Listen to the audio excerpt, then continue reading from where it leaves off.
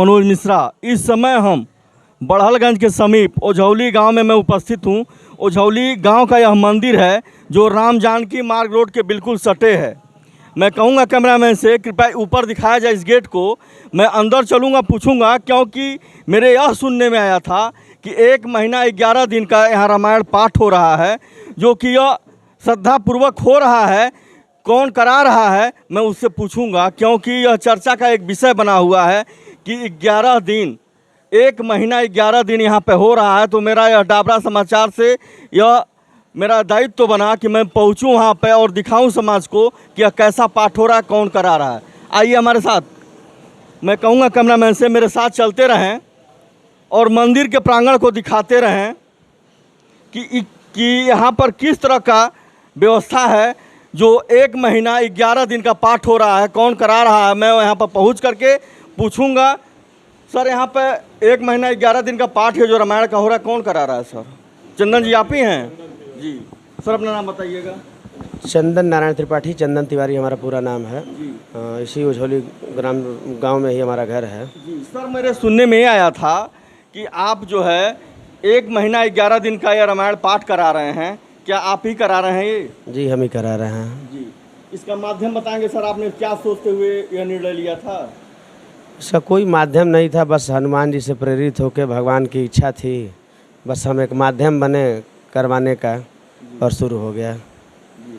इस मंदिर के बारे में सर बताएंगे कुछ? मंदिर हम लोगों के जन्म से पहले का बड़ा पुराना मंदिर बताया जाता है और लोगों की आस्था भी है। मंदिर पे भव्य आरती होती है हर शाम को, लगभग 40-50 सालों से, और हर सोमवार को हरि कीर्तन होता है। हमें लगता है कि कई पुश्त से चले आ रहा है। कई गांव के लोग आते हैं, क्षेत्र की आस्था जुड़ी है इस मंदिर से। तमाम लोग, जैसे शाही राम समुद्र शाही जी हैं, इनके बड़े भाई साहब इस मंदिर का जीर्णोद्धार करवाए थे बहुत पहले। आगे सामने देखेंगे तो बोर्ड भी लगा हुआ है। तो तमाम लोगों का आस्था जुड़ा है, मंदिर पे आते रहते। अभी भी देखेंगे तो कई गांव से, क्षेत्र से लोग आए हुए हैं और हमेशा जिसे आते रहते हैं। सावन भर पूजा चलते रहता है, साल के साल पूजा चलते रहता है। बाकी गोला और बड़हलगंज के बीच में देखेंगे तो न इस तरह का कोई मंदिर मिलेगा, न कोई इस तरीके का जैसे आस्था मिलेगा। रोड के किनारे जो बिल्कुल राम जानकी मार्ग रोड के बिल्कुल सटे हाँ लोगों। बाकी स्वामी करपात्री जी महाराज का गांव है। लगभग हमें लगता है कि उनकी कृपा। सर आपसे मैं अभी एक चीज़ पूछा हूँ, आप जवाब नहीं दिए हैं हमें। सर कि क्या आपके मन में ऐसा उत्पन्न हुआ कि जो आप 1 महीना और 11 दिन का ये रामायण पाठ करवाने के लिए सोचा? जिसे सर 5-7 सालों से हमारे मन में चल रहा था, लेकिन ये था जिसे किसी से सहयोग नहीं लिया जाएगा, अपने ही केवल करवाना है। अगर किसी को मन किया तो भाई दान पात्र पेटी में ला के दे दे, चाहे अपने मन से जो रहेगा दे देगा। चूँकि ऐसी व्यवस्था बनती गई, चाहे हनुमान जी की इच्छा कह लीजिए, बजरंगबली का, चाहे शिव जी का, कि व्यवस्था बनी नहीं, थोड़ा बिगड़ती ही गई। पिछले साल 2.5 लाख रुपया रख के हमने प्रयास किया कि करवा दिया जाए, तो मंडली आई और मंडली खुद ही 3-3.5 लाख रुपया मांगने लगी। उसके बाद तमाम खर्च रहता है, मान लीजिए टेंट का है, लाइट का है, उसके बाद जो रामायण करते हैं लोग, कोई 6,000, कोई 8,000, कोई 10,000, तो खर्चा तो है अपना तमाम खर्च। अब सारा खर्च देखते मान लीजिए 10 लाख, 12 लाख, 15 लाख का बजट जा रहा था। फिर हम इस बार ये निर्णय लिए कि जब शुरू करना ही है तो इस साल कर दिया जाए। अब भगवान के अगर यही मंजूर है कि लोगों के सहयोग से किया जाए तो सहयोग से ही सही। और 10,000 लोगों का भंडारा भी है हमारे वहाँ। और एक दिन हम बड़ा परेशान भी थे, जिससे हमको इच्छा थी, लोगों के पास गए, लेकिन नहीं है कि सही उचित न जवाबे मिला, न कोई उस तरीके का आया। थोड़ा बहुत परेशान थे, बैठे थे, बजरंगबली को याद किए। हम कहें भगवान आपकी भी इज्जत और हमारी इज्जत दोनों फंसी है। तब तक भगवान रात को अपना एक दूत भेज दिए। निवाज पार के रहने वाले हैं श्री आनंद दुबे जी। निवाज पार छावनी के रहने वाले आनंद दुबे जी? जी, निवाज पार छावनी के रहने वाले हैं श्री आनंद दुबे जी, और थाईलैंड में कारोबार है उनका। और तमाम कार्य, जैसे वो लोगों का सहयोग, जैसे मंदिर का जीर्णोद्धार करवाना अभी चर्चा में आया है कि मदारहा मंदिर का भी जीर्णोद्धार वो करवा रहे हैं। तो आए बैठे हमारे पास, हमने कहा कि भाई अगर जैसे कुछ योगदान देना चाह रहे थे, हम कहे भाई अगर भंडारे का टोटल खर्चा आप ले सकते हैं तो ये हमारे लिए अच्छा, भगवान के लिए उचित रहेगा।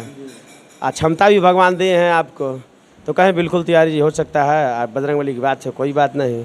तो टोटल पूरा भंडारे की जो व्यवस्था है, जो खर्च है, टेंट लाइट और प्लस प्रसाद वितरण का जो पैकेज होगा वो, सामान का, प्लस जो भी अपना हलवाई आएंगे 40-45 लोग, सबका सारी व्यवस्था उनके द्वारा हो रहा है। और आज उनसे हमारा एक बात हुआ कि वो कहे तिवारी जी आपके वहाँ जगह कैसे है, मतलब लोग आएंगे 30 तारीख को आएंगे, 30 रहेंगे, 31 रहेंगे, 1 को रहेंगे, तो मान लीजिए 40-45 लोगों की व्यवस्था यहाँ नहीं है आसपास। हम विद्यालय को कहें कि आप भाई बंद करके आप हमें जगह दीजिए, यह उचित नहीं है, ठीक ना। और मंदिर प्रांगण में उस तरह की व्यवस्था नहीं है, जगह कम है।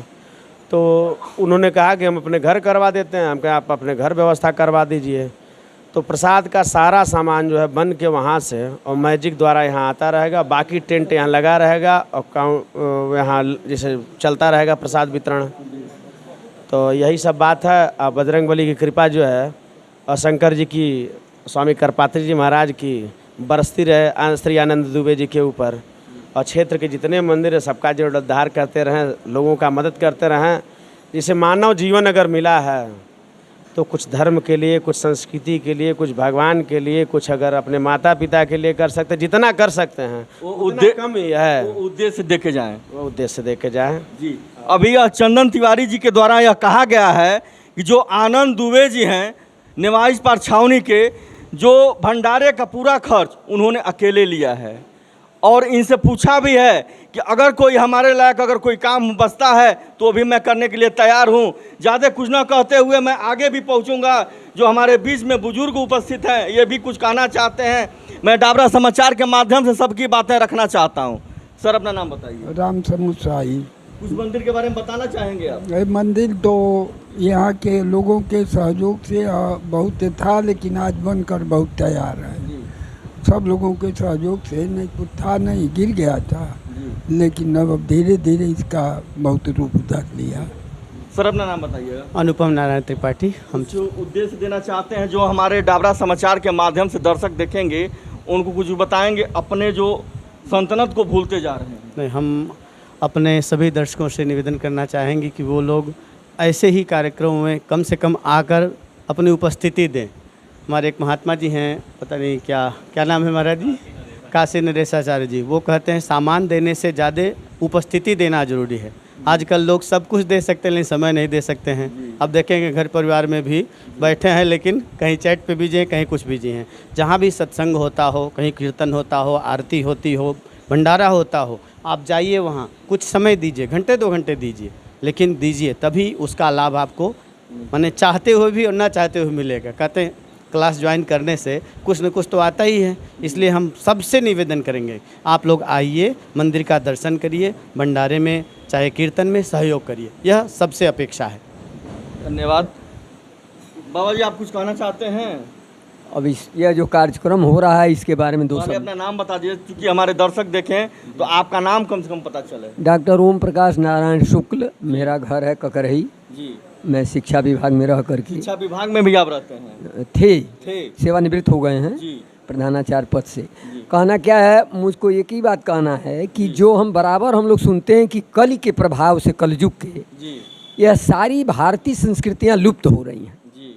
तो आज ये 2 बच्चों, एक परिवार के द्वारा, जो इस उझौली गांव में तिवारी जी का परिवार है और मेरे प्राण के प्रिय ये छात्रों में से रहे हैं, ये अनुपम जी और उनके वो भाई साहब हैं, तो इन्होंने एक ऐसा अलख दीपक ऐसा जगा दिया कि नए युग के लड़के समझें कि क्या चीज़ लुप्त हो रही है, क्या हमको सजोना है, किससे हमारे जीवन की सदगति होनी है। और यह सदगति हम सभी लोगों के बीच बैठे हुए, जो विश्व में पूरे ब्रह्मांड में, मैं ब्रह्मांड की बात कर रहा हूँ और धर्म की बात कर रहा हूँ कि सम्राट की उपाधि किसी को नहीं मिली, सम्राट करपात्री जी के चरणों का आशीर्वाद है। बस यही कह करके मैं, आपने छोटी सी बात में बहुत बड़ी बात कह गई है। लोग अगर समझ लें तो बहुत ही अच्छी बात है। धन्यवाद। सर अपना नाम बताइएगा। मेरा नाम मोहनलाल जी गुप्ता, आप कुछ बड़ालगंज। कहना चाहते हैं? कहना क्या है, मैं तो इधर से रोज़ गुजरता हूँ, लेकिन जब मैंने सुना कि 41 दिन का प्रोग्राम है, 1 महीना 11 दिन, 41 दिन, जी। 1 महीना 11 दिन, जी। तो मैंने कहा आखिर वो कौन से सज्जन हैं, कौन संत पुरुष हैं जो इतना बड़ा अनुष्ठान, मैंने 24 घंटे के अनुष्ठान रामायण में सारी बातें जो उनकी समाप्त हो जाती, लेकिन कौन सा ऐसा ये महान व्यक्ति है जो इतना बड़ा अनुष्ठान ले करके वो चल रहे हैं। वास्तव में वो धन्यवाद नहीं, भगवान के विशेष कृपा पात्रों में से एक हैं। और ये अनुपम जी हैं, ये तो हमारे भाई गुरु हैं। और ये जो इनके पिताजी जी हम लोग गुरु हैं। और जो करपात्री जी की बात है, जो शुक्ला जी ने बताया, पूरे ब्रह्मांड में जिसको पूरे बहुत से संत हुए हिंदुस्तान की धरती पर, लेकिन कोई धर्म सम्राट की उपाधि नहीं पाया, मिला तो मात्र करपात्री जी महाराज को। और ये भाग्य सौभाग्य इस गांव का कि यहीं के मूल के रहने वाले थे वो।